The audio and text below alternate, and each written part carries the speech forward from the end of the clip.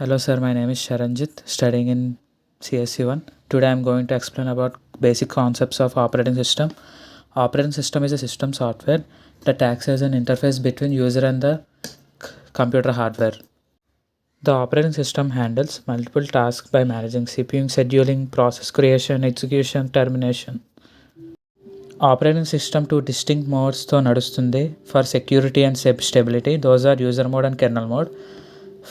By coming to user mode, it cannot interact with hardware directly, and it has limited access towards the hardware.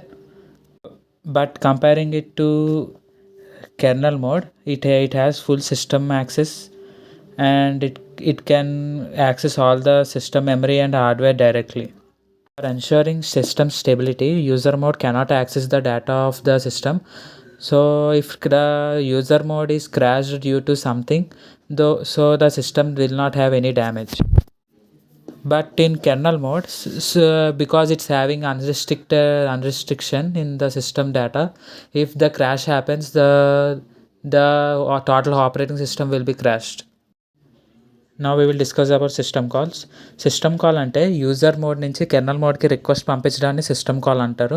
ఇవి 5 types ఉంటాయి: process control, file management, device management, information maintenance, communication. First one, process control system calls. ఈ system కాల్స్లో మనం ప్రాసెస్ని control చేయగలం, create చేయగలం, terminate చేయొచ్చు, ఇంకా change కూడా చేయొచ్చు. ఫర్ ఎగ్జాంపుల్ ఫార్క్, ఎగ్జిట్, వెయిట్ ఇవి మనం సి లాంగ్వేజ్లో వాడతాం. ఫస్ట్ ఎగ్జాంపుల్ ఫార్క్ ఏం చేస్తుంది అంటే న్యూ ఎగ్జాంపుల్ క్రియేట్ చేస్తుంది. ఎగ్జిట్ అనేది ప్రాసెస్ అంతా అయ్యాక ఎగ్జిట్ అవుతుంది. వెయిట్ సిస్టమ్ కాల్ అనేది పేరెంట్ కాల్ కోసం వెయిట్ చేస్తుంది. File management system calls. ఇందులో మనం ఫైల్ హ్యాండ్లింగ్ ఆపరేషన్స్ చేయొచ్చు, like open, read, right, which అంటే ఇప్పుడు ఫైల్ ఆపరేషన్స్ని మార్చడానికి యూజ్ చేస్తాం. Next one is device management system call.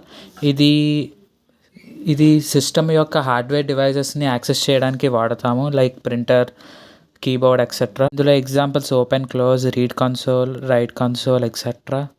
వీటి వల్ల మనం డివైజెస్ యొక్క యాక్సెస్ని తీసుకోగలం, ఎఫిషియెంట్గా వర్క్ అవుతాయి. Next one is inter process communication system calls. These are used to data exchange between processes using mechanisms like pipe, socket etcetera. This allows to efficient coordination between parent and child processes. Memory management system calls. These system calls enables a program to request memory allocation from an operating system, allowing it to dynamically manage memory during the execution. ఇందులో like examples like BRK, SBRK, map etcetera. వీటి వల్ల మనం మెమరీని manage చేయొచ్చు. Next topic is compiler. Compiler అనేది high level లాంగ్వేజ్ని machine అర్థమయ్యే లాంగ్వేజ్ని కన్వర్ట్ చేసేదే కంపైలర్. ఇప్పుడు for example C language high level language, అది మిషన్కి అర్థం కాదు. అది అర్థం అవ్వడానికి మిషన్కి అర్థమయ్యే బైట్ కోడ్లో కన్వర్ట్ చేసేదే కంపైలర్. ఫర్ ఎగ్జాంపుల్ సి లాంగ్వేజ్లో మనం ఇంట్ ఏ = 5 రాస్తే అది కంపైలర్ కంప్యూటర్కి అర్థమయ్యే లాంగ్వేజ్లో కన్వర్ట్ చేసి ఇస్తుంది. ఇది అయ్యాక ఎగ్జిక్యూషన్ కోసం రెడీ చేస్తుంది. కంపైలర్లో 6 phases ఉంటాయి: lexical analysis, syntax analysis, semantic analysis, intermediate code generation, code optimization and code generation. ఇందులో ఉన్న ప్రతి ఒక్క ఫేజ్ హై లెవెల్ లాంగ్వేజ్ నుంచి మిషన్కి అర్థమయ్యే ఫార్మాట్లోకి కన్వర్ట్ చేస్తుంది. ఫస్ట్ ఫేజ్ చూడగానే లెక్సికల్ అనాలిసిస్. ఇది సోర్స్ కోడ్ని టోకెన్స్గా డివైడ్ చేస్తుంది. ఫర్ ఎగ్జాంపుల్ ఇంట్ ఏ = 5ని ఇంట్ ఈజ్ ఎ కీవర్డ్ అని, ఈజ్ అన్ ఆపరేటర్ అని టోకెన్స్గా డివైడ్ చేస్తుంది. Now our second phase is syntax analysis. In syntax analysis the token sequence converts into valid syntax functioning as a parser to verify correctness. This step is crucial for preventing syntax errors during compilation. Next the semantic analysis. ఇది programme యొక్క లాజిక్ని కరెక్ట్గా ఉందో లేదో check చేస్తారు. Like ఇప్పుడు వచ్చిన దాన్ని కరెక్ట్గా వ్యాలిడ్ మీనింగ్ వస్తుందో లేదో వస్తుంది. దీనివల్ల ఎర్రర్స్ చెక్ అవుతాయి, like miss matches, undeclared variables etcetera. Next phase is intermediate code generation. In this phase, the compiler converts the source code into an intermediate code which is understood by the machine. మన next phase ఏముంచి code optimisation. In this phase the phase improves the intermediate code and makes it more efficient, reducing resource usage and increase the speed. ఇప్పుడు code optimisation ఫేజ్లో అయిన optimise కోడ్ని target machine కోడ్గా convert అయ్యేది target code generation ఫేజ్లో. ఈ ఫేజ్లో the assembly language will be executed on the computer. Next concept is interpreter. Interpreter అనేది కంపైలర్కి opposite, which in interpreter the execution will be done in line by line and gives the output immediately. In interpreter, the unlike a compiler, by converting the whole code into mission code, it understands the line by line and gives the output. For example, 10 lines code లో 5th లైన్లో code అర్రర్ వస్తే 5th line వరకు run అయ్యి 6th line నుంచి run అవ్వకుండా డైరెక్ట్గా అర్రర్ అని చూపిస్తుంది. మళ్ళీ ఇంటర్ప్రిటర్లో 2 టైప్స్ ఉంటాయి, pure type and hybrid type. One is pure interpreter. Pure interpreters execute source code directly, making them easier for quick testing and debugging. This line-by-line executions can slow down the performance in comparison to compilers. But coming to hybrid interpreters, like those we used in Python and Java, it converts the code into bytecode before interpretation. This process improves the execution efficiency. It will be easy for modification. కంపైలర్కి ఇంటర్ప్రిటర్కి difference చూస్తే, కంపైలర్లో all errors ఒకేసారి display అవుతాయి, కానీ ఇంటర్ప్రిటర్లో 1 by 1గా display అవుతుంది. కంపైలర్ కొంచెం ఫాస్ట్గా ఉంటుంది ఇంటర్ప్రిటర్ కన్నా, అండ్ అర్రర్ డిటెక్షన్ కంపైలర్లో కష్టంగా ఉంటుంది ఇంటర్ప్రిటర్ కన్నా. అండ్ కంపైలర్లో మెమరీ రిక్వైర్మెంట్ ఎక్కువ కావాలి, ఎందుకంటే ఆబ్జెక్ట్ కోడ్ క్రియేట్ అవ్వడం వల్ల. యాజ్ ఇంటర్ప్రిటర్లో చూస్తే it does not required any object code or anything like that. The main difference between compiler and interpreter is the compiler is done before execution, and in interpreter compilation and execution takes place simultaneously. Next, final one is Java Virtual Machine. Java Virtual Machine ఏంటంటే ఇది మన మొత్తం structure. ఇందులో 5 parts ఉంటాయి, 5 main components ఉంటాయి. Class loader sub system, memory, execution engine, Java native interface and native method library. ఫస్ట్ది class loader sub system. ఇది మన నార్మల్గా డాట్ క్లాస్ ఫైల్ని జేవిఎంకి లోడ్ చేయడానికి యూజ్ చేస్తుంది. ఇప్పుడు క్లాస్ లోడర్ సబ్ సిస్టంలో 4 స్టేజెస్ ఉంటాయి. ఫస్ట్ది బూట్ స్ట్రాప్ క్లాస్ లోడర్. ఇదేం చేస్తుందంటే ఆ బేస్ క్లాస్ని జావా .lang.starని లోడ్ చేస్తుంది. ఎగ్జాంపుల్ అంటే స్ట్రింగ్, ఆబ్జెక్ట్ క్లాసెస్ని లోడ్ చేస్తుంది ఈ ప్రాసెస్లో. దీని ద్వారా ఇంపార్టెన్స్ ఏంటంటే మనం కోర్ జావా క్లాసెస్ని లోడ్ చేసి ఇనిషియలైజ్ చేస్తుంది. Second one extension class loader. ఇదేం చేస్తుంది, ఎక్స్ట్రా లైబ్రరీస్ అండ్ జార్ ఫైల్స్ని లోడ్ చేస్తుంది. ఇదేంటంటే ఎక్స్టర్నల్ ఫంక్షనాలిటీస్ యాడ్ చేసినప్పుడు వాటిని లోడ్ చేయడానికి ఇది యూజ్ అవుతుంది. థర్డ్ది application class loader.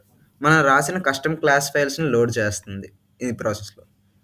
Next fourth one is verification, preparation, resolution, initialisation.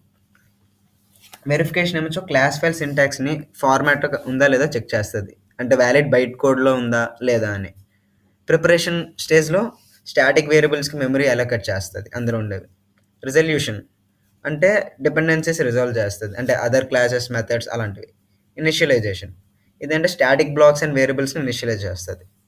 నెక్స్ట్ది second stage is memory area. ఇది జేవిఎంలో మెమరీని ఎఫిషియెంట్గా మేనేజ్ చేయడానికి డిజైన్ చేశారు.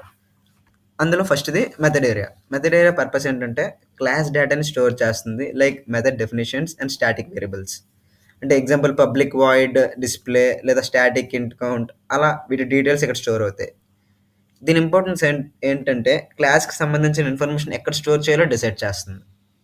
నెక్స్ట్ సెకండ్ది హీప్ ఏరియా. దీని పర్పస్ ఏంటంటే ఆబ్జెక్ట్స్ అండ్ ఇన్స్టాన్స్ వేరియబుల్స్కి మెమరీ అలొకేట్ చేస్తుంది. ఎగ్జాంపుల్ న్యూ స్టూడెంట్ ఆఫ్ అని ఒక ఆబ్జెక్ట్ ఏదైనా క్రియేట్ చేస్తే అది హీప్లో స్టోర్ అవుతుంది అలా. ఇప్పుడు దీని ఇంపార్టెన్స్ ఏంటంటే డైనమిక్ మెమరీ అలొకేషన్ జరుగుతుంది, ఆబ్జెక్ట్స్కి లైఫ్ సైకిల్ ఇక్కడ మేనేజ్ అవుతుంది. నెక్స్ట్ థర్డ్ వన్ ఏమొచ్చి స్టాక్ ఏరియా. దీని purpose local variables and method కాల్స్కి మెమరీ స్టోర్ చేస్తుంది. లైక్ దీని ఇంపార్టెన్స్ ఏంటంటే ప్రతి థ్రెడ్కి సపరేట్ స్టాక్ ఉంటుంది, కాబట్టి మనకి థ్రెడ్ సేఫ్టీ ఉంటుంది. ఫోర్త్ వన్ పీసీ రిజిస్టర్ అంటే ప్రోగ్రామ్ కౌంటర్ రిజిస్టర్. దీని పర్పస్ ఏమో కరెంట్ ఇన్స్ట్రక్షన్ ఎక్కడుందో ఇండికేట్ చేస్తుంది. Example next line of code execute చేయడానికి పాయింటర్లా పనిచేస్తుంది అనమాట.